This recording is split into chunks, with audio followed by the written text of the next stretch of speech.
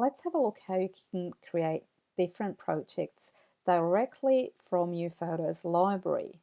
You can create a new project either directly from your projects by adding one from here, or you can first select your photos like that, right click, create, and go from here. So I'll do that, and I'm going to go with Mimeo, which most people probably will do because there's not too many options.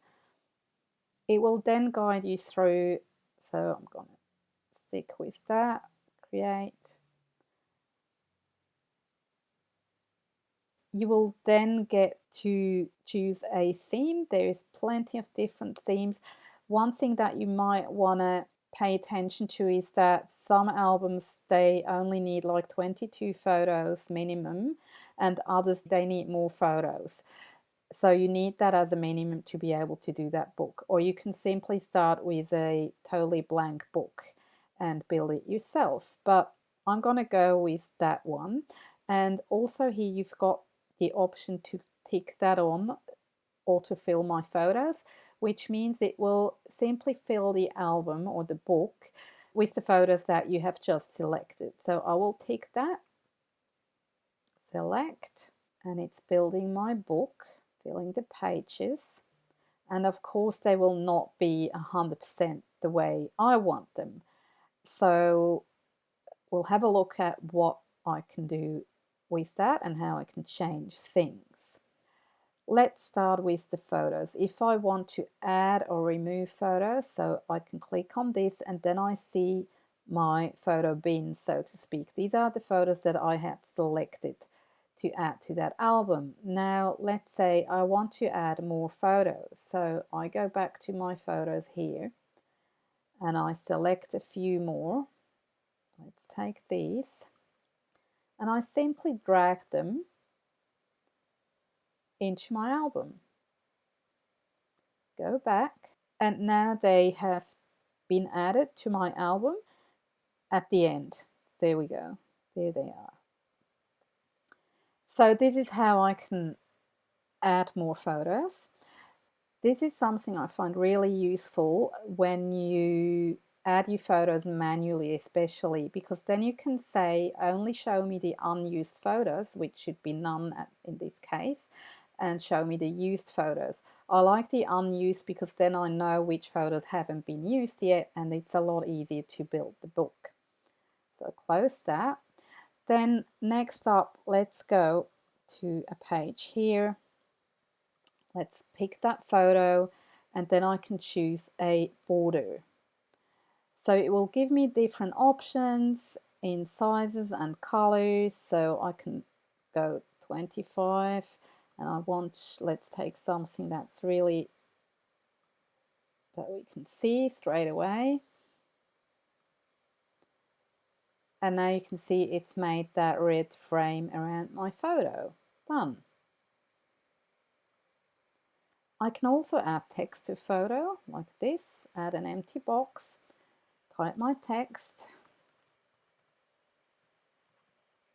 there we go. I can write a little paragraph here if I want, there we go. And that's done. Just click anywhere and it's done. Now we can see that this text is not, I can't read it properly. So when I click into it again, I can choose different things. I can change the font. I can change the size, make it bigger or smaller, bold, italic or underlined. I can change the position and I want to make that white so that we can actually read it. There we go. I can also choose an outline, different color, red. There we go. And I can move it like that, position it, and I'm done. Just click anywhere when you're done and that's it.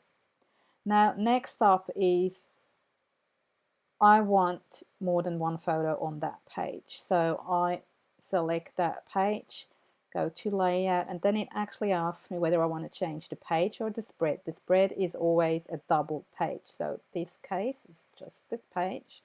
and I want 4 photos on that page, and I want this format.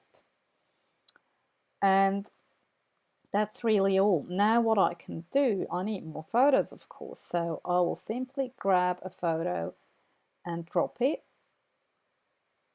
and let it go. You can see here that a photo can actually be on more than one page. You can use it more than once, and it will indicate with this number here how many times it was used. So you can simply move them. If you want to swap them, you grab one and you just drag it to the other one, let go, and it will swap them. That way you can move your photos around, and you can also choose a background. So if I want to do background, I can select an element. Again, you get guided through. It's really sort of self-explanatory. And let's take one that we can see properly, like that, and I simply drag it over that page, let go, and there you've got your background. When you click on the page, you can also remove it, so you just go none. These are all these edits you can do. Now, what if I find that photo is a bit dark? So I double click, and then you get different options here. So you can edit. When you click on that, it will open it in the usual editing window, and you can change it. Now, I'm gonna make that black and white. Done. Once it's done, you can see the edits. Now, note that if you edit a photo here, it will be edited in your library, because this is not a copy of your photo that sits in your library. It's still linked.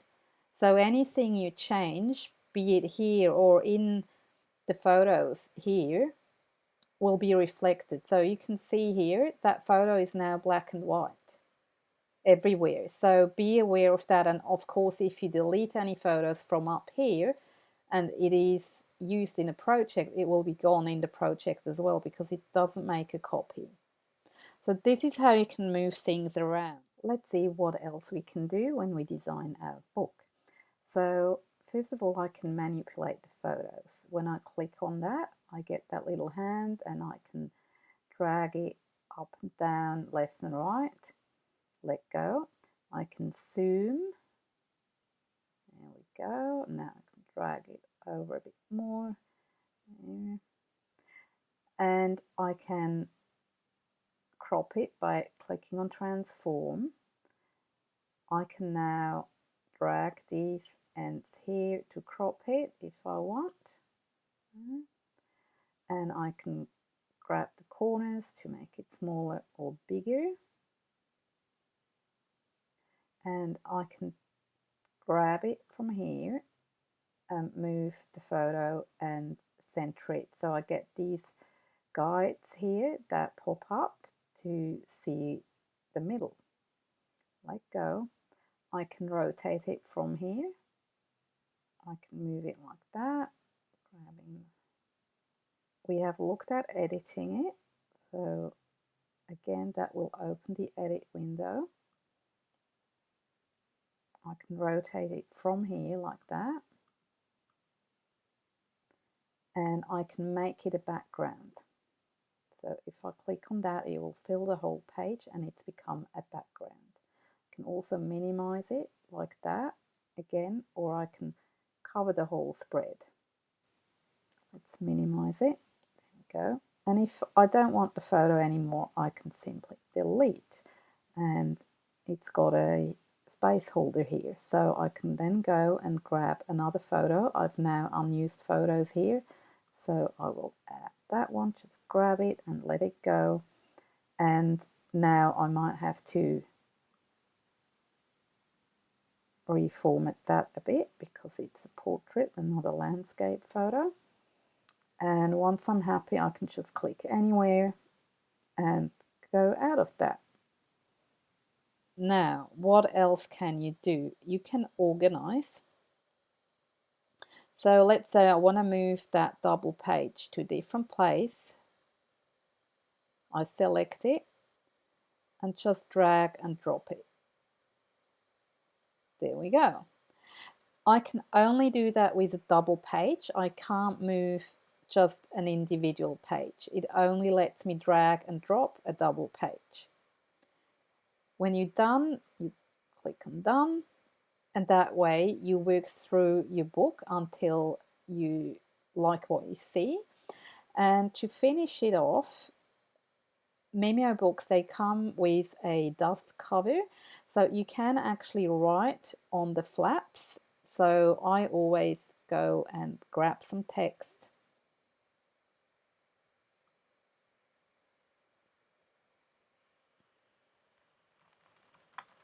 There we go. Move that. And you see that it gives me a warning because I'm going too big here. So I need to reduce that. There we go. And I can again change the font and whatnot. I'm not going to do that now. And you've got the front cover and you've also got the spine here. So you can name your book Holiday 2020. And again, you can choose all your options here and add a title and a subtitle. Now, what if I don't like that layout here? Again, I can go and change that, and I will go for this one. And you simply add the photos that you want to add. Now, let's assume we've created our book, we're happy with it. You can then preview it. Always do that before you order. You can move with these arrows, and it does it in a funny way here, but there we go. And preview your book, and once you're happy, you can go and buy the book. You can also save the project to your hard drive, and you can export it as a PDF. Now, what else can you do in terms of projects? We're not going to do them all here, but you can also do calendars. They are really great because you get to choose the year and the months, the starting months. You can add holidays of specific countries, and you can even add your own holidays, for example, holidays or birthdays and things like that. And then you've got a personalized calendar. They're really, really good. Cards, they're also beautiful, good quality. You can use wall decor. As we can see, I haven't used that yet. That's Mimeo doesn't offer that, but there are other apps that you can do that. That's for canvases and framed photos. You can order prints. Now, for the Australians, please know that at the moment, Mimeo doesn't deliver prints to Australia. You have to be in the US to use that. But if you're in Australia, you might want to export your photos and print them elsewhere. You can also do a slideshow, and there is other things you can do depending on the apps that you're using. Now let's do a slideshow. Now with slideshows, it's the same as with the book. You either create a slideshow that is empty and then add the photos, or you go and select the photos first. Now let's do that. I'm going to go and select a few photos here. There we go. Right click, create, slideshow. Slideshow. Okay. And now it's created my slideshow. Again, it has added them in the sequence that I have them in the library, and I can change that. So I can simply drag and drop and change the order of the photos.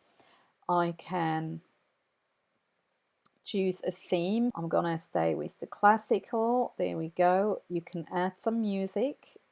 There is some here also theme songs that would be, you can choose them, or you can add from your library, and you can choose different settings here in terms of fitting it to music. If you have a song, then it will make sure that it's only going the length of the song and it adjusts everything automatically, or you can add custom links, and you can choose different transitions. You can choose the speed of the overall speed, and you've got, of course, a preview, and you can tick that on or off. I'll take that off, and I want to preview.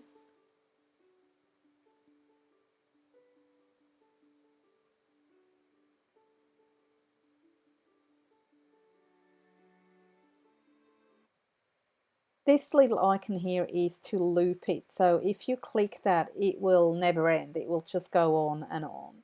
Once you're happy with what you see, you export it, and you can choose where to. By default, it will add them to the movies because that's the format it's going to use, and you can choose your quality. So if you want to stream it onto a big screen, the higher up you go in quality. I'll leave it here for now. And you can also tick automatically send to music, so that would be your iTunes library, and then you save that, and it will automatically open up the location you sent it to, and here you've got it as a normal M4V file.